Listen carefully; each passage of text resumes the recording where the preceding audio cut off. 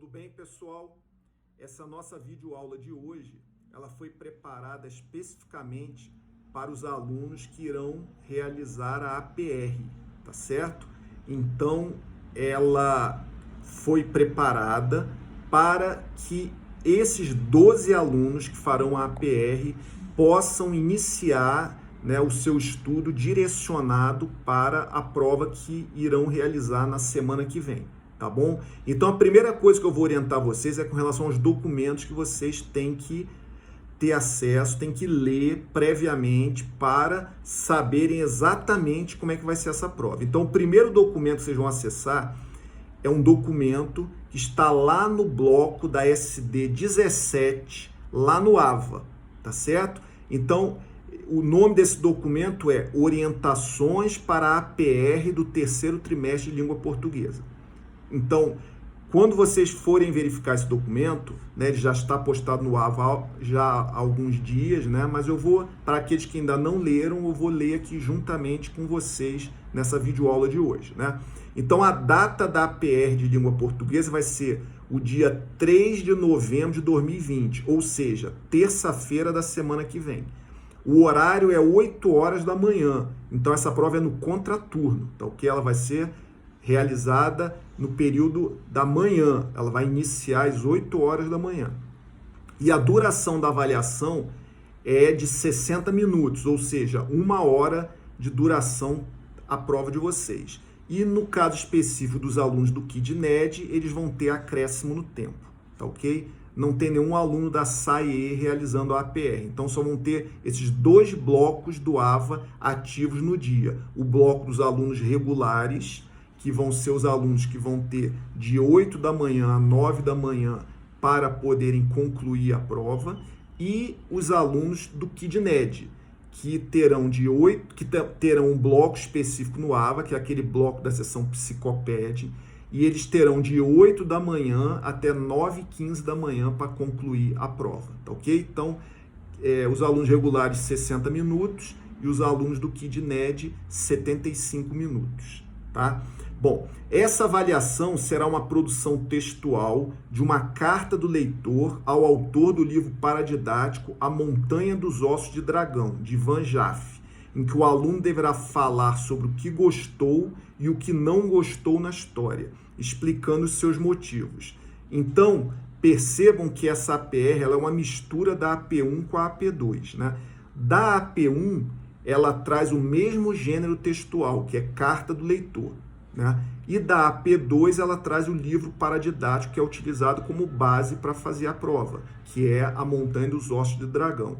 Então, pessoal, na realidade vocês vão fazer uma produção textual, ou seja, uma redação de uma carta do leitor igual vocês fizeram na AP1. A diferença é que não será tendo por base o livro do Frankenstein, e sim tendo por base o livro da Montanha dos Ossos de Dragão. Tá certo? E essa carta do leitor vocês vão direcionar ao autor do livro, que é o Ivan Jaffe, tá ok? A diferença é que a carta do leitor caiu na AP1, foi criada uma situação fictícia, que era como se vocês estivessem em 1818. Agora na APR não, tá ok? Vocês vão estar nos dias atuais, no dia mesmo que você vai estar fazendo a prova. Então, a carta do leitor vai ser escrita no dia da APR, tá ok? E não numa situação fictícia como se fosse alguns séculos atrás, E nessa carta do leitor, vocês vão ter que falar sobre o que gostou e o que não gostou na história do livro da Montanha dos Ossos de Dragão e vão explicar os seus motivos. Ou seja, você vai falar sobre o que você gostou e vai explicar por que gostou daquilo que você falou que gostou. E você vai falar sobre o que você não gostou e vai explicar por que você não gostou daquilo que você falou que não gostou, tá certo? É isso que vai ser a APR de vocês. Bom, lido esse primeiro documento, pessoal, então vocês vão ler agora um outro documento que também está postado no AVA, no bloco da SD 17. E o título do documento é Condições de execução para a APR do terceiro trimestre de língua portuguesa. Então, quando? No dia 3 de novembro de 2020. terça-feira da semana que vem, tá bom? Então vamos lá, vamos ler juntos aqui. A APR do terceiro trimestre de língua portuguesa será aplicada no dia 3 de novembro de 2020, terça-feira da semana que vem, através do AVA, nas seguintes condições de execução. Primeira condição: somente estão autorizados a realizar a APR do terceiro trimestre de língua portuguesa no AVA os alunos que obtiveram no terceiro trimestre média das APs, ou seja, a AP1 mais a AP2 dividido por 2, inferior a 5. Então, pessoal, somente esses 12 alunos que estão com a média das APs do terceiro trimestre abaixo de 5 é que estão autorizados a realizar a APR, tá certo? Então, o objetivo da APR não é melhorar a nota daqueles alunos que tiraram acima de 5 e gostariam de melhorar a nota, não. O objetivo da APR é recuperar a nota dos alunos que estão com média abaixo de 5, que são 12 alunos, tá ok? Então, somente esses 12 alunos é que estão autorizados a realizar a APR. Quem tem dúvida, procure a companhia de alunos. Entre em contato com a companhia de alunos e pergunte: eu estou com dúvida se eu tenho que fazer a APR de português. Essa relação dos 12 alunos já foi encaminhada para a companhia, tá ok? E as notas, tanto da AP1 como da AP2, já foram lançadas por todos os professores de português do 7º ano no SGE, que é o sistema que os professores lançam a nota. No caso de vocês, é um outro sistema, não sei se é o Siga Web, mas tem um sistema que vocês acessam a nota. Então, vocês vão poder ver a nota da AP1, da AP2 e ver a média. Se viu que a média das APs do terceiro trimestre deu abaixo de 5, já sabe que tem que fazer a APR. Qualquer dúvida, entre em contato imediatamente com a companhia de alunos para tirar a dúvida se você tem que fazer a APR ou não, tá ok? São 12 alunos e essa relação com os 12 nomes já está lá na companhia, tá ok?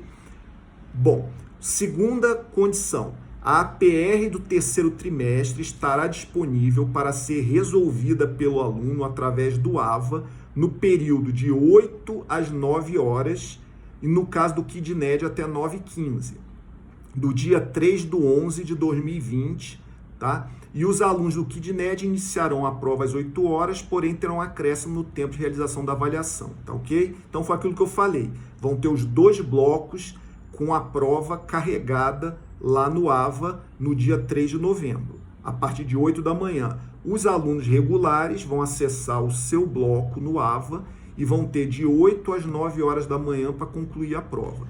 Os alunos do KidNed vão acessar lá o bloco da seção Psicoped e vão ter de 8 da manhã até 9h15 da manhã do dia 3 de novembro para concluir a prova, tá ok? Então é isso. Bom, pessoal, então essas eram as orientações e as condições de execução para a APR de língua portuguesa, tá? Isso tudo tá lá no AVA, repetindo, no bloco da SD 17. Agora nós vamos passar para a revisão da matéria propriamente dita. Então vocês vão lá no bloco da SD 12, tá certo? A SD 12 é aquela SD que trata da carta do leitor, né? E nesse bloco da SD 12, vocês vão acessar um arquivo, que o título do arquivo é PowerPoint 1 da live do dia 10 de setembro de 2020. Então, esse PowerPoint 1 da live do dia 10 de setembro de 2020 é o PowerPoint da aula de carta do leitor, que é aquela aula que foi ministrada pelo aspirante Miranda e que eu fiquei no chat, tá certo? Então, esse PowerPoint foi salvo num arquivo PDF e tá lá no bloco da SD12. É o PowerPoint 1 da live do dia 10 de setembro, tá ok? Então, vocês leiam todo esse PowerPoint. Quem quiser, assista novamente, né, essa aula que tá lá gravada também no AVA, tá ok? E nós vamos, nessa videoaula de hoje, repassar os pontos que são considerados como principais, fundamentais e essenciais para que vocês possam redigir corretamente uma carta do leitor no dia da prova, tá bom? Então, primeiramente, vamos no slide 3, que dá qual é a definição de carta do leitor. Então, vou ler aqui com vocês. Pode ser pensada como uma carta aberta, porém que é dirigida a destinatários conhecidos ou não, veiculada através dos meios de comunicação escrita, de circulação ampla, de caráter público, cumprindo importante função social, na medida em que possibilita o intercâmbio de informações, ideias, opiniões entre diferentes pessoas de um determinado grupo. Então, pessoal, contextualizando para a nossa APR, a carta do leitor ela pode ser, né, pensada como uma carta aberta, ou seja, é um tipo de carta, tá ok? Que no caso de vocês vão estar escrevendo esta carta para um destinatário conhecido. Qual é o destinatário conhecido de vocês? A quem está endereçada a carta de vocês? Ao autor do livro paradidático A Montanha dos Ossos de Dragão, que é o Ivan Jaffe, tá ok? E essa carta do leitor, ela está cumprindo a função de que vocês possam manifestar a opinião de vocês a respeito da história desse livro paradidático, tá ok? Então essa é a definição de carta do leitor, já contextualizando com a situação de vocês para a APR. Bom, a partir daí, pessoal, vamos avançar para o próximo slide, que é o quarto slide, que o título é assim, Carta do Leitor. E aí vão ser apresentadas algumas características a partir desse slide. Nós vamos bater aqui, principalmente esse slide quarto, slide número 4, né, que tem, acho que as principais características que às vezes geram dúvidas em alguns de vocês, conforme nós percebemos na correção da prova. Então, o primeiro é um gênero epistolar que pertence à esfera de comunicação jornalística, ou seja, a carta do leitor é um tipo de carta, tá ok? Que pertence à esfera de comunicação jornalística, ou seja, ela foi criada lá nos seus primórdios para que fosse enviado para os jornais impressos e pudesse ser publicado. Como nos dias de hoje ainda isso ocorre, tá ok? Só que nós temos também mídias digitais que, às vezes, o autor da carta envia, né, o seu texto para ser publicado numa mídia digital. Mas essa situação da publicação em meios de comunicação impressos, né, ainda existe, tá ok? No caso de vocês vão estar redigindo ela no AVA. Para quê? Para ser corrigida pelo professor de vocês, né?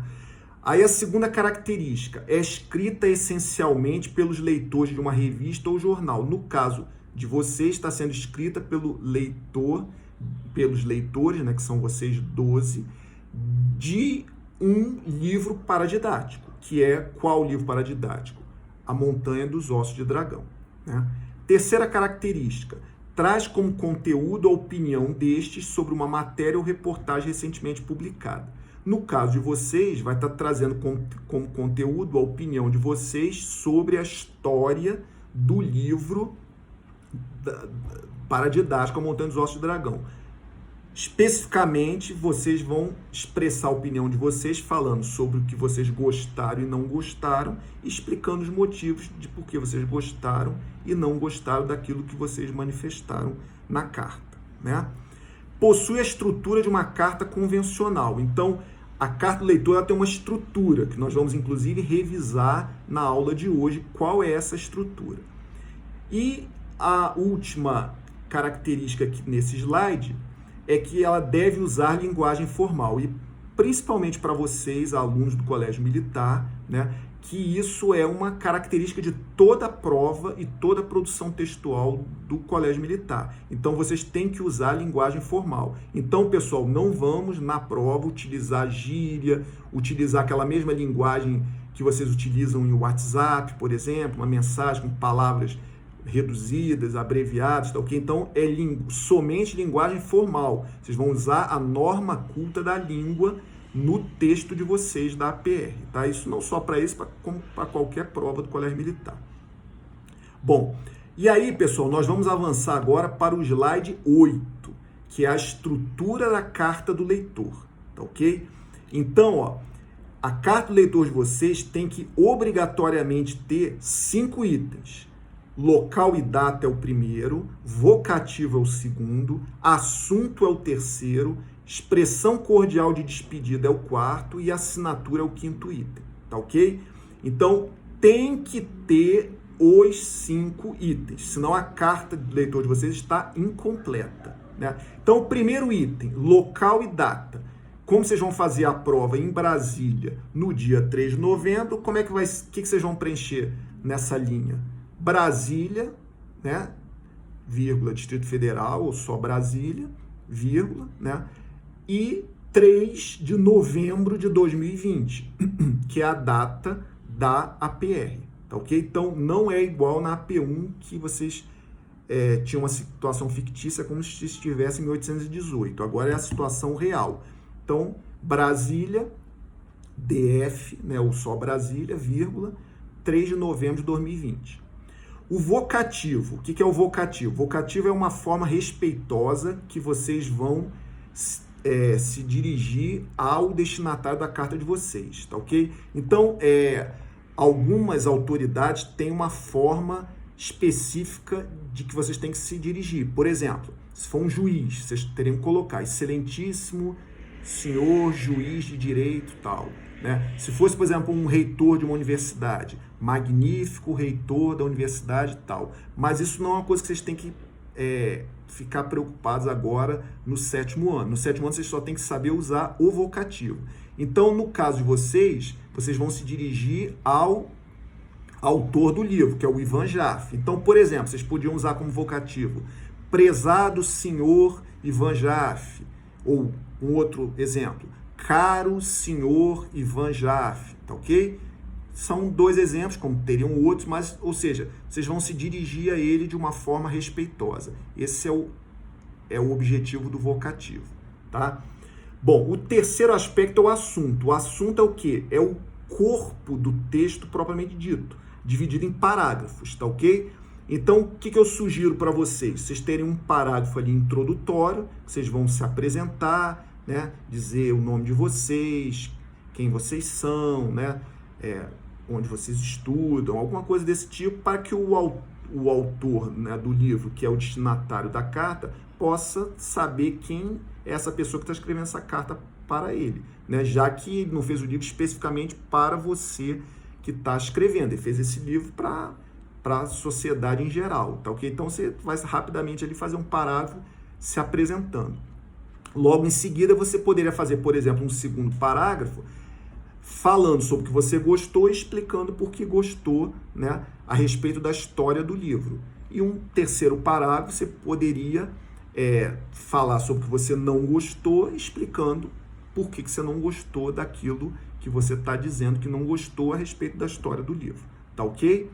Bom, aí em seguida tem o 4º item da carta do leitor, que é a expressão cordial de despedida. O que é essa expressão cordial de despedida? É o fecho da carta, que você vai usar uma expressão, por exemplo, atenciosamente, respeitosamente, tá ok?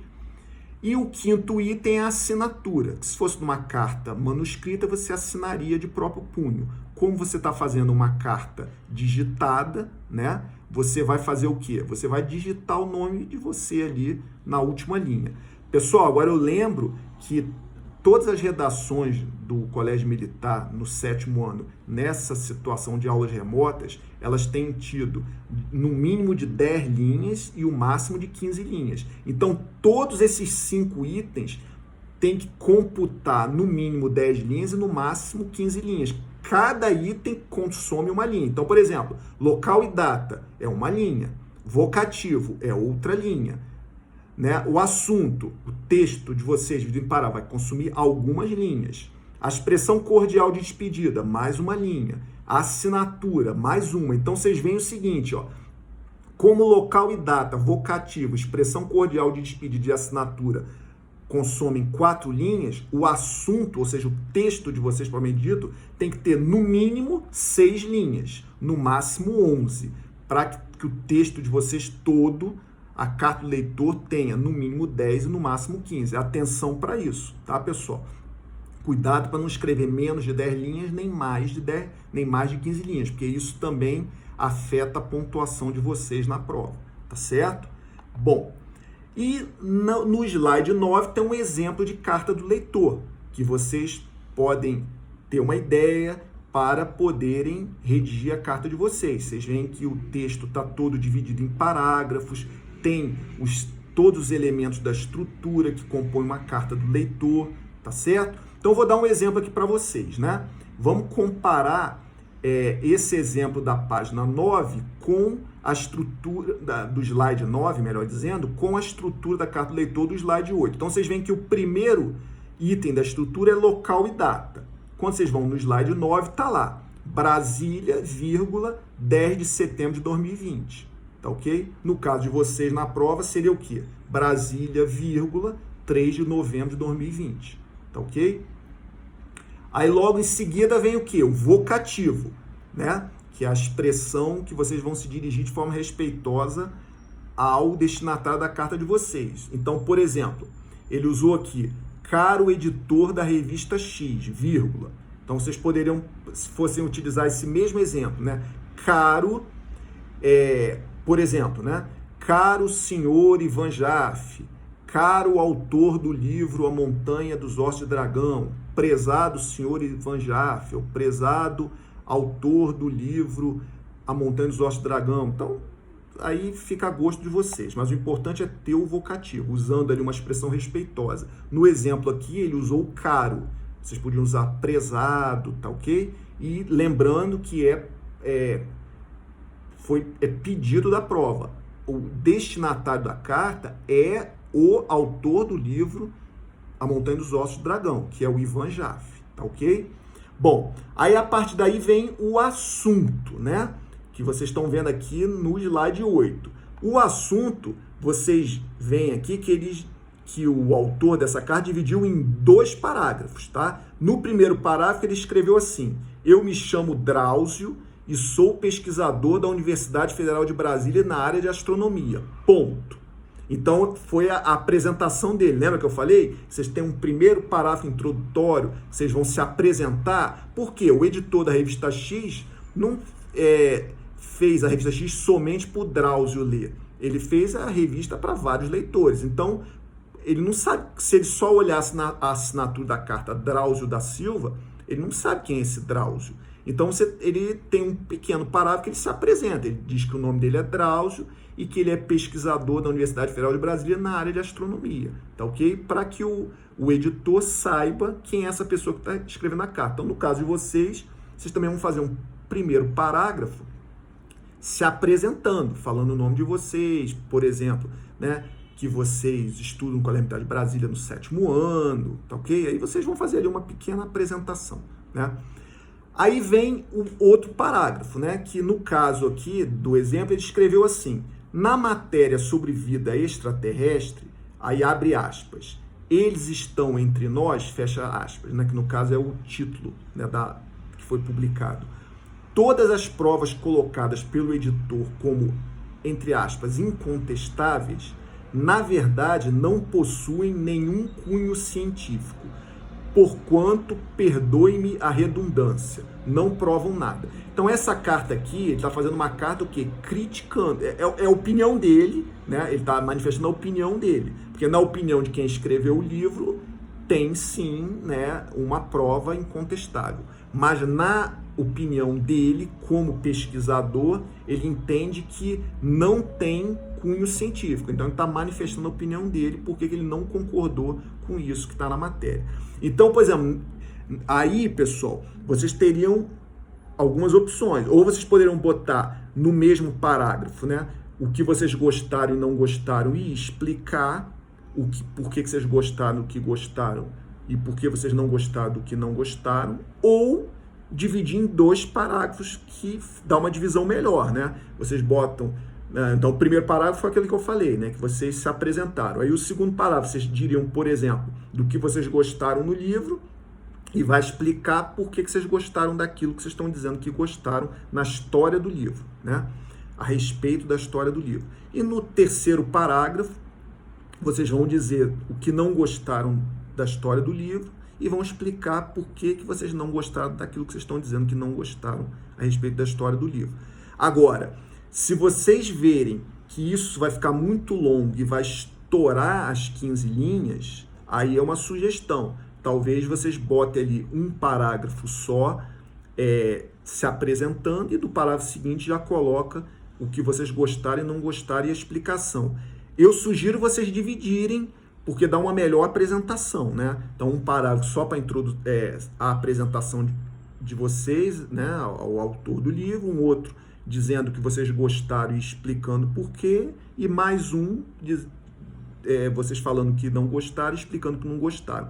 Mas aí vocês têm que controlar a quantidade de linhas. Lembra que eu falei, né? Então, se vocês olharem aqui, ó, a data, o local e data está ocupando uma linha, o vocativo, né, está ocupando uma linha, mais embaixo ali, né? Então a gente já falou comparando aqui, né, com o slide anterior, já falamos local e data, vocativo e assunto. Aí agora o próximo, expressão cordial de despedida, que na carta aqui está o cordialmente ocupando uma linha, né?